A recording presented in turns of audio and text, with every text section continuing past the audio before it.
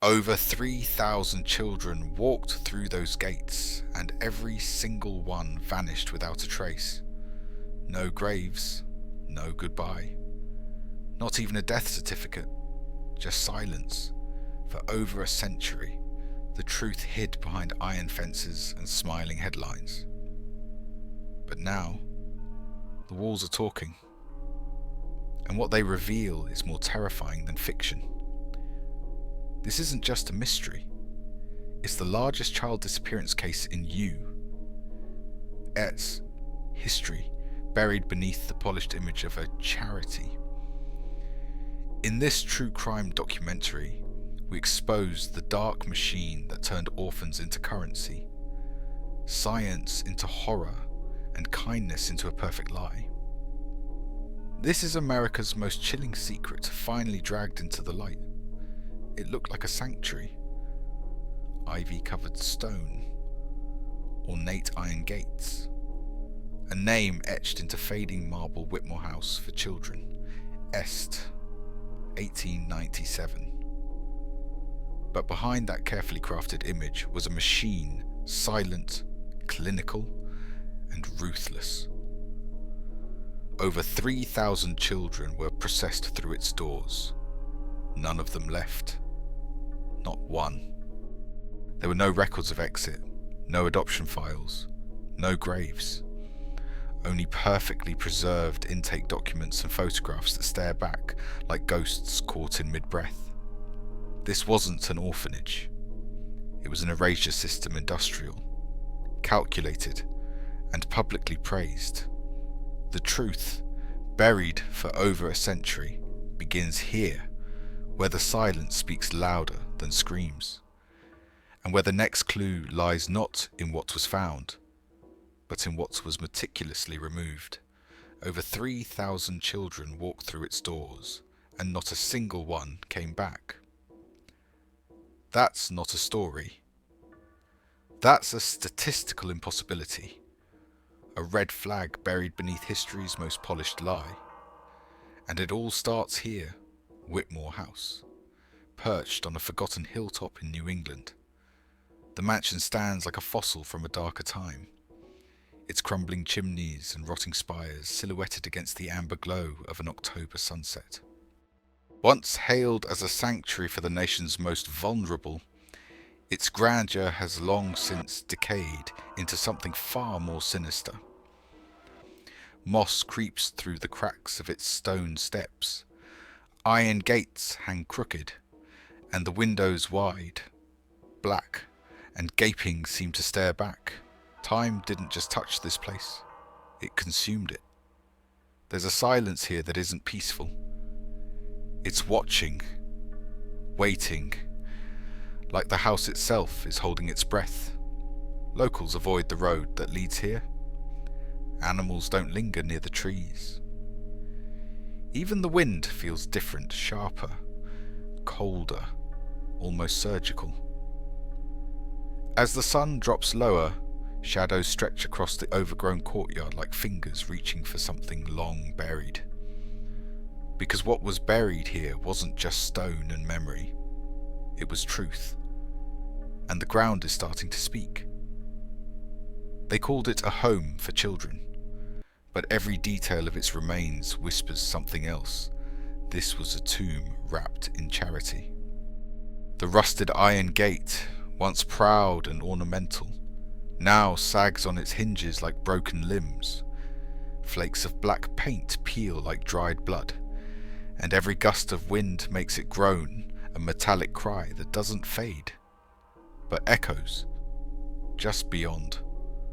Rows of stone cherubs line the entry path, their faces nearly erased by time. No two look the same. Some weep, others smirk, but none of them feel comforting. Their eyes, what's left of them, seem to follow. Some say it's just the shadows, but others have turned around, mid-step, convinced they were being watched. Ivy coils through every crack, like veins choking the architecture itself. It wraps the columns, strangles the archways, devours the nameplate at the base of the stairs, leaving only fragments, or House for Chill. The rest has been swallowed. Even the lanterns, once symbols of warmth, hang cracked and empty, no glass, no light, only silence. It's a place nature tried to reclaim, and something else refused to let go. Because this isn't just where the children entered, it's where they disappeared, piece by piece, starting with their names. It's not the silence that unsettles you. It's the feeling that something is listening back. Tucked behind overgrowth and rusted fencing, a weather-worn wooden sign leans at a crooked angle, half swallowed by ivy, carved into the cracked surface, still barely legible through decades of erosion, are the words Whitmore House for Children. Est. 89 Waffen. The letters look like they were once gilded, meant to inspire hope.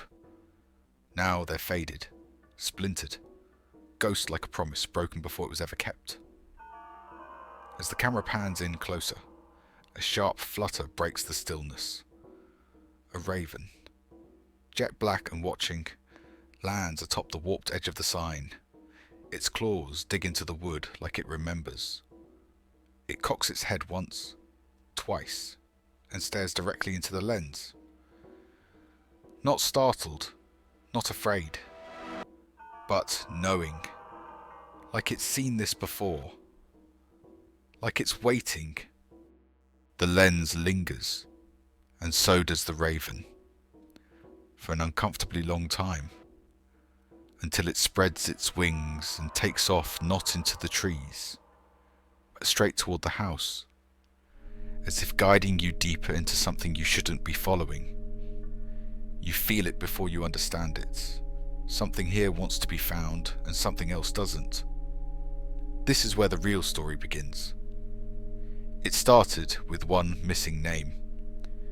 A great-granddaughter digging through ancestry records found a photograph, a file, and then nothing. No death, no adoption, no return. That child was just the beginning. What followed was a trail of vanished children, sealed archives, and families left in eternal silence. But someone refused to look away. And in uncovering one boy's fate, they unearthed a pattern so massive, so perfectly hidden, it shook the foundation of American orphan history. This wasn't a clerical error. It was a designed disappearance machine, camouflaged as compassion. And the deeper they looked, the darker it became, because this wasn't just about missing children anymore. It was about what they were taken for. The number should have made headlines.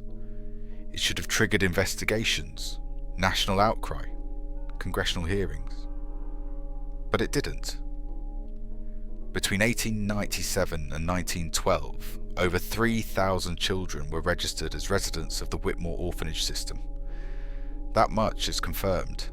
Intake photos, medical logs, physical descriptions, and hand-signed admittance forms. But here's the part that shatters reality. Not a single child has been definitively traced after entering. No discharge records, no transfer slips, no confirmed adoptions, no obituaries. Not one grave. 3,000 lives documented in, but never out. It's not a tragedy. It's not a mystery. It's a cover-up executed with surgical precision.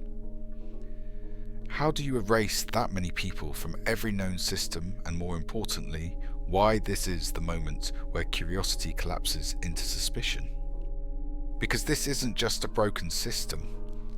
It's a system built to disappear children efficiently, quietly, permanently. And if no one asked questions back then, we have to ask them now. Because whatever happened behind those doors wasn't just hidden. It was protected, which means someone powerful made it happen, and someone made sure the truth stayed buried, until now. Her search was never meant to expose anything. Eliza Bowman wasn't a journalist, a detective, or a conspiracy theorist. She was just a granddaughter with a curiosity, one who wanted to learn more about her family's past, to trace the roots of a man whose name was whispered, but never explained. William Bowman. Her great-grandfather had been listed in a 1903 census entry as a resident of the Whitmore House for Boys in Philadelphia. 7 years old, orphaned, healthy, quiet. From there, the line simply ended. No marriage records, no death certificate, no war service, no children of his own until, somehow, there were. Eliza thought it was just a clerical gap. She expected to find a second file, a second chance, something small and overlooked. What she found instead was a void so perfectly carved it felt intentional. She wasn't alone. As she joined online genealogy forums and dug through microfilm and state archives, she uncovered dozens of similar dead ends, other names, other faces, all lost at Whitmore. And suddenly, this wasn't about family history anymore. It was about uncovering a mass disappearance hiding in plain sight, one vanished child at a time. It was all there, perfectly intact, unnervingly precise. William Bowman's intake file at the Whitmore House for Boys, dated September 4th, 1903, was a snapshot of a life about to vanish. A black and white photograph clipped to the top corner showed a boy with neatly combed hair, pressed wool clothing, and a face caught between fear and formality. His file listed him as age 7 in excellent physical health, vaccinated, no known illnesses. His teeth had been charted, his height and weight recorded in inches and pounds. There were even notes on his behaviour: polite, eager to learn, emotionally stable. Everything about him seemed ordinary, but that's what made it terrifying. Because after that file, there was nothing. No follow-up health checks, no transfer to another facility, no adoption paperwork, no school records. It was as if his existence had been paused indefinitely, frozen in time, or erased on purpose. Most orphanages had exit records. Children died, were adopted, or aged out, but not Whitmore. William's file reads like a closing statement. One page, one photo, one boy, and then oblivion. What kind of system builds a record that detailed only to let the child disappear without a trace? And how many more files just like his are still out there? What began as a single missing child had now become a data trail soaked in silence. The deeper Eliza and a small team of researchers dug, the clearer it became this wasn't a clerical failure. It was a calculated design, hidden behind layers of reputation, philanthropy, and prestige. Whitmore wasn't just erasing children, it was doing so with purpose.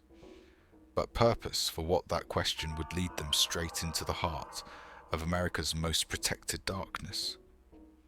Eliza wasn't the first person to question the Whitmore orphanages, but she was the first to connect the dots. Desperate for answers, she reached out to Dr. Isabel Hargreaves, a respected historian specializing in child welfare institutions during America's Gilded Age. Isabel had spent over 20 years studying orphan records, social reform policies, and the quiet underbelly of turn-of-the-century charity. When Eliza showed her William's file, Isabel froze.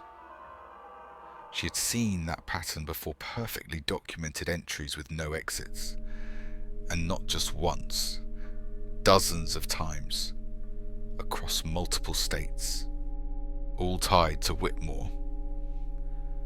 But the most chilling part, she'd written papers about these disappearances before, and every one had been quietly rejected, ignored, or buried by the institutions she submitted them to. People don't want to believe children can vanish like that, she said. Especially not from buildings named after hope. From that moment on, the two women became a team outsiders against something far bigger than they realised. Because what they were uncovering wasn't just historical negligence. It was something alive, intentional, and protected. The kind of truth that gets people silenced. And they had just scratched the surface. Between 1897 and 1912, 12 Whitmore orphanages were built across the northeastern United States, from the cold coasts of Maine to the quiet suburbs of Maryland. Each one was a fortress of philanthropy, publicly praised as a modern solution to child poverty, lavish funding, private dormitories, heated floors, in-house medical staff. They weren't orphanages. They were architectural statements, charity wrapped in stone and stained glass. Newspapers called them revolutionary, compassionate, the future of institutional care. Politicians cut ribbons. Wealthy donors posed for photos. But it was all a facade. Eliza and Dr. Hargreaves found that behind each glowing headline was a wall of secrecy.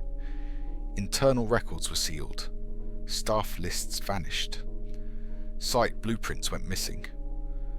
Not one of the 12 buildings had consistent exit documentation.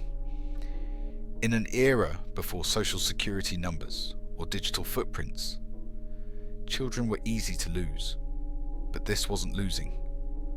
This was disappearing on purpose. The orphanages had been strategically placed in towns with high immigrant populations, vulnerable families, and minimal oversight. They weren't sanctuaries. They were supply hubs. The deeper Eliza looked, the more obvious it became this wasn't care, it was curation. And someone was choosing who stayed visible and who didn't. On paper, Alastair Whitmore and Dr. Lillian Blackwood were the embodiment of enlightened privilege. He, a self-made steel magnate whose fortune rose from the wreckage of the 1873 panic.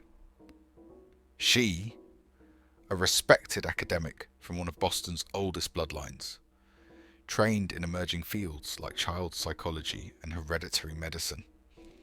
Together, they were hailed as America's most compassionate power, couple industry, and intellect united for good. Photos show them surrounded by smiling children, hosting charity galas, speaking at conferences about the future of social care. But those same photos now look different. Too posed, too polished, too perfect. Because behind the public image was something meticulously controlled. Lillian wasn't just a figurehead, she oversaw intake procedures, designed behavioural evaluations, and pushed for detailed biometric data collection decades before it became standard. And Alastair, he funneled millions into private research under the Whitmore Charitable Trust funds that vanished into black budget laboratories and facilities that never published a single study. These weren't just generous benefactors. They were architects of a system that looked like salvation, but functioned like a veil hiding something no one was meant to see. And every smile in those portraits now feels like a warning. This wasn't paperwork lost in a fire. This wasn't sloppy record keeping. This was a blueprint for erasure, as Eliza and Dr. Hargreaves compiled files, cross-referenced census data, and chased the faintest trails. A grim pattern snapped into place. Every child admitted into the Whitmore system was meticulously documented on entry names, birthplaces, medical exams, educational potential, even psychological notes. But after intake, absolute void. Not a single documented exit. Not one paper trail leading out. Not one confirmed adoption. And this happened not once. Not twice, but across 12 separate institutions over 15 years. You don't accidentally lose 3,000 children across multiple states with identical documentation gaps. That's not a clerical issue. That's a design. A machine built to consume the invisible, the voiceless, the unwanted, and to leave behind nothing but silence. What's worse, attempts to trace the missing were routinely blocked by sealed archives, vanished officials, or institutions no longer in operation. Someone wanted these children gone. Someone ensured their absence echoed with no accountability. And someone had the money, power, and reach to keep it that way. This wasn't mismanagement. It was a cover-up in plain sight, one no one dared to challenge until now. Whitmore House was never a sanctuary. It was an exit from existence. A final stop disguised as a new beginning. What Eliza and Dr. Hargreaves uncovered wasn't a story of forgotten children. It was a system engineered to make sure they'd be forgotten on purpose. The orphanages weren't bridges to better futures. They were filters designed to identify, collect, and quietly remove the most vulnerable from the world. Each intake record, each medical exam, each behavioural note was part of a selection process, a sorting mechanism. And once chosen, the child's trail went dark not by accident, but by intent. These weren't misplaced files. They were missing people. There's a reason no one asked questions for over a century, because the illusion was perfect. The power behind it untouchable. And the children. They had no voice to cry out. No families to fight back. No one who even knew where to look. Until now. Because the records may have been erased. The buildings may have been burned, but the ground still remembers. And beneath that scorched earth, the truth is starting to surface. In the next chapter, we follow what the fire tried to hide: bones, blueprints, and the experiments buried in silence. The buildings are gone, the walls burned, the archives sealed. But the earth never forgets. What came next wasn't a story. It was a forensic scream rising from the dirt. In 2018, excavation began on the ruins of the original Whitmore site. No one expected what they'd find. Unmarked graves, dozens, then hundreds. And they weren't empty, because what lies beneath reveals not just where the children went, but what was done to them. And in the ashes of a so-called sanctuary, the truth finally clawed its way back to the surface. What those remains showed rewrote everything. 3,000 children went in, 0 came out. That number is not a tragedy, it's a design, a pattern so precise it shatters the idea of coincidence. For over 15 years, across 12 state-of-the-art orphanages, not a single documented exit. No adoptions. No transfers. No deaths officially recorded. It defies logic. It breaks math. It mocks compassion. Because this wasn't a failure of oversight. It was a machine built to make children disappear. Every intake file was immaculate. Every child weighed, measured, photographed, catalogued. But once they were inside, the record ends, cut clean. And when 3,000 trails vanish the same way, it's not an accident, it's a plan. Something massive, cold and clinical. hidden behind charity galas and glowing press, protected by influence, funded by power and enabled by silence. The data alone should have set off alarms, but no one listened. Because the victims weren't seen, they weren't heard, and now, over a century later, all we have is the number and the dirt that's finally giving it a voice. What happened next proves these children didn't just disappear. They were taken for something. Whitmore House was never designed to shelter. It was built to erase. The deeper investigators dug, the clearer the blueprint became. Original architectural plans revealed something chilling, massive basement expansions not present in public records. Reinforced concrete rooms with no clear purpose, and narrow hidden corridors connecting children's dormitories directly to restricted administrative areas, hallways invisible from the main floor. Why would a home for orphans need secret passageways and double reinforced furnace chambers?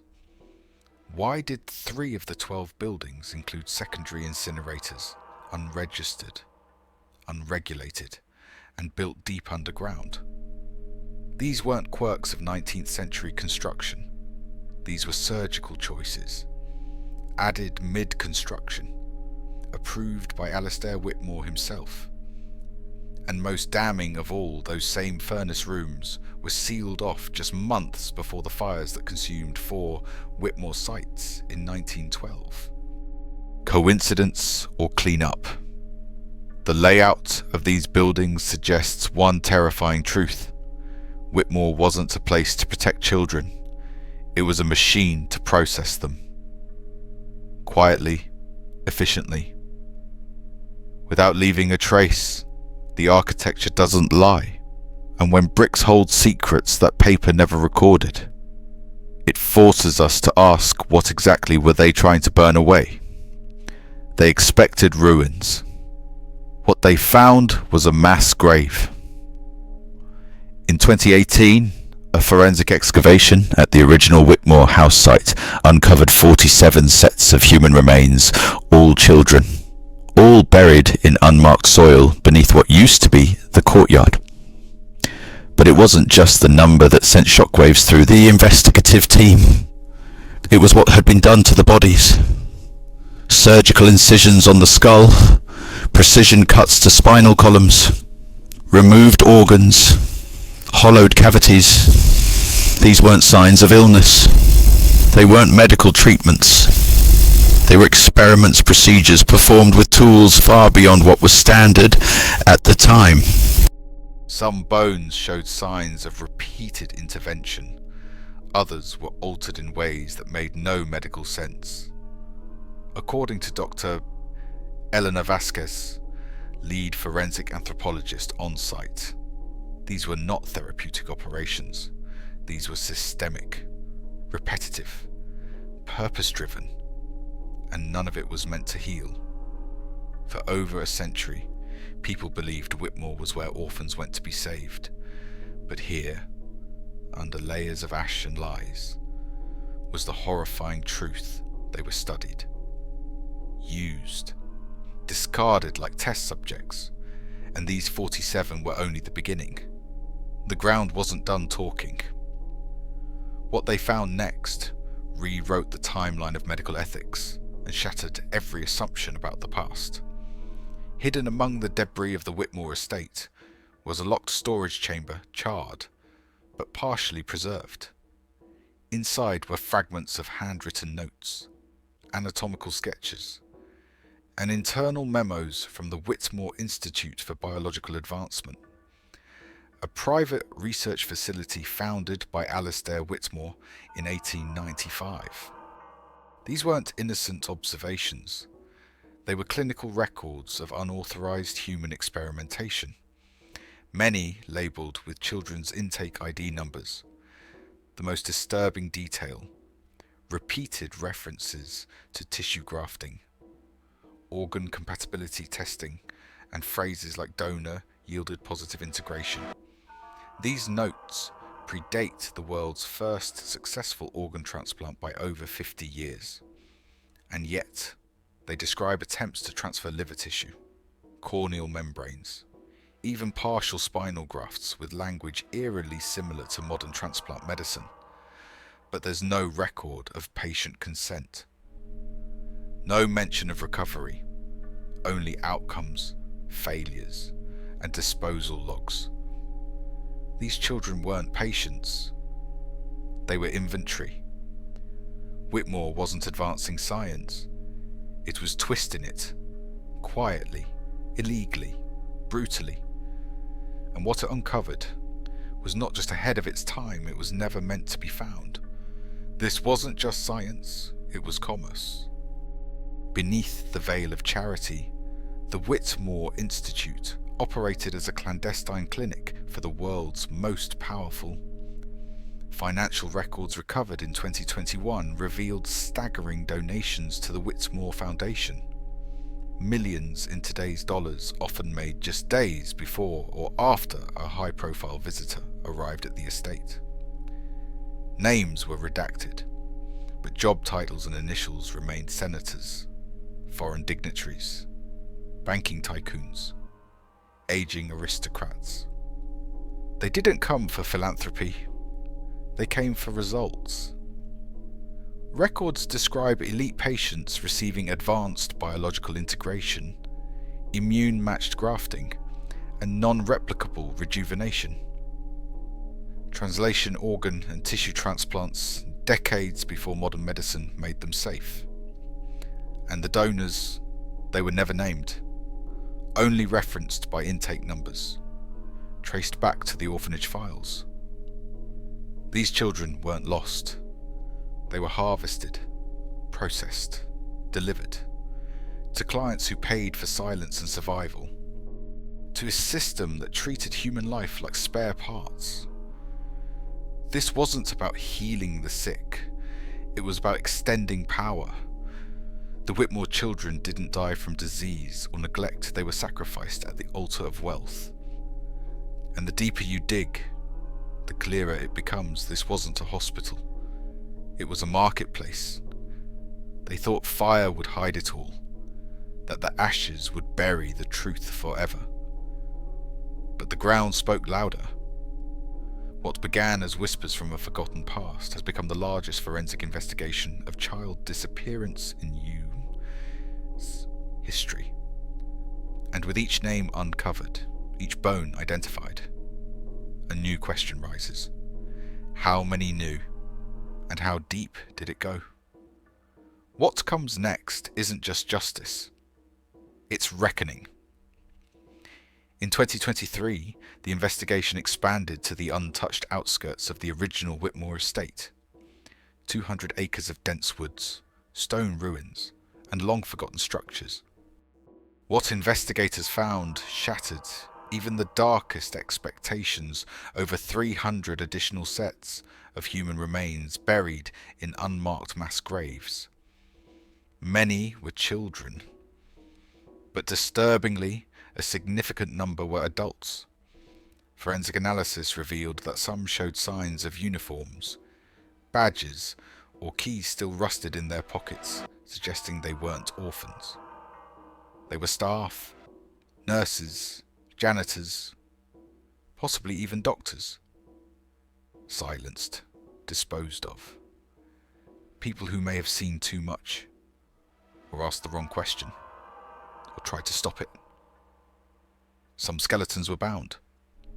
Others bore signs of blunt trauma. These weren't accidental deaths. They were cover-up executions. The Whitmore system didn't just erase the children, it erased anyone who stood in the way.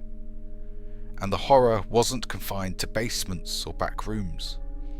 It bled into the very soil of the estate. What was once called a sanctuary now stands as the largest mass grave of its kind in American history. And the deeper they dig, the more the earth refuses to stay quiet. Buried with the bones were fragments of lives long erased, a rusted hair clip, a child's name badge, a tiny silver crucifix still clutched in skeletal fingers. These weren't just artifacts, they were proof. Proof that these children existed, that they mattered, that someone once dressed them, prayed for them, maybe even searched for them, and now they're being used in the largest forensic identification effort in American history. DNA teams are working around the clock, using cutting-edge genetic matching to cross-reference with descendants of missing persons, genealogy databases, and the original Whitmore intake records. Every item recovered becomes a possible link, a key to giving a name back to a lost soul. It's slow, painstaking, emotional. But with each successful match, another child stolen by silence is finally being heard. Eliza Bowman was the first. Dozens more have followed.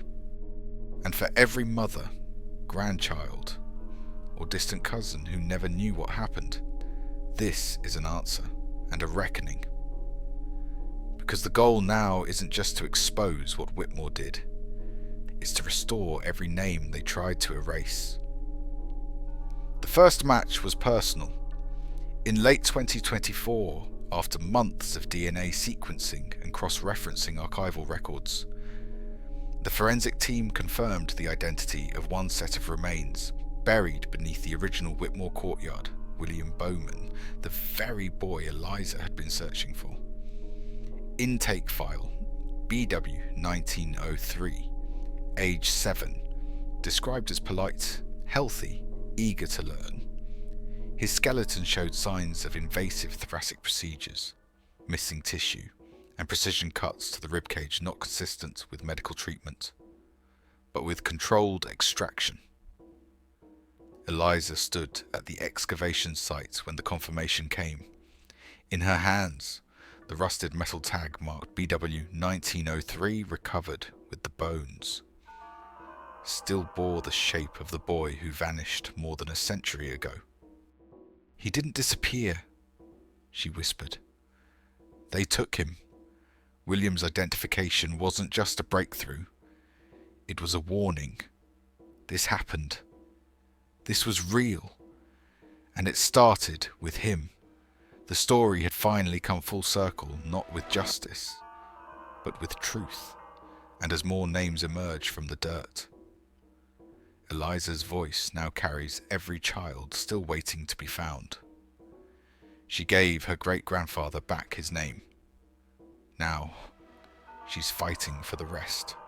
Where once stood the cold stone walls of the Whitmore house, now stands a memorial that speaks louder than any history book ever dared. Rows of simple grave markers stretch across the cleared earth. Each one blank at first, until a name is matched, a family found, a voice restored. In the center, a single flame burns in a glass lantern, surrounded by hundreds of candles lit by visitors, families, and strangers who refuse to forget. Every night, more lights appear, each flame a vow you were here, and you will not be erased again. The memorial isn't grand, it's quiet, intimate, honest. It holds space for grief and rage, for truth and remembrance. Children who were once tagged only by numbers are now receiving their names back etched in stone, spoken aloud, and recorded for the world to see. It is, in many ways, a living act of resistance against the silence that once surrounded their suffering. And it is far from finished, because every blank marker still waiting carries the same promise: you will be found, and you will be remembered. This isn't just justice, it's restoration. One name at a time.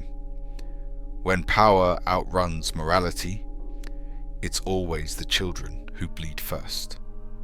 That is the final truth Whitmore forces us to face, not just in hindsight, but in the world we live in now. The buildings may be gone, the names nearly lost, But the system that allowed this to happen unchecked wealth, blind trust in elite benevolence, and the silence of institutions still exists. What Whitmore did wasn't ancient history. It was a blueprint. And if we're not vigilant, it could happen again. Eliza Bowman once searched for a single missing boy. Now she carries the weight of thousands. And with each name reclaimed, she strikes a blow against the myth that some lives matter less. As the camera pulls back, the memorial comes into view, hundreds of candles glowing softly in the dark, flickering like voices once silenced but now refusing to fade. Their light stretches across the hillside, into the night, into memory. This isn't just a story about the past, it's a warning to the present, because justice delayed is still justice, but only if we choose to see it, name it, and never let it disappear again.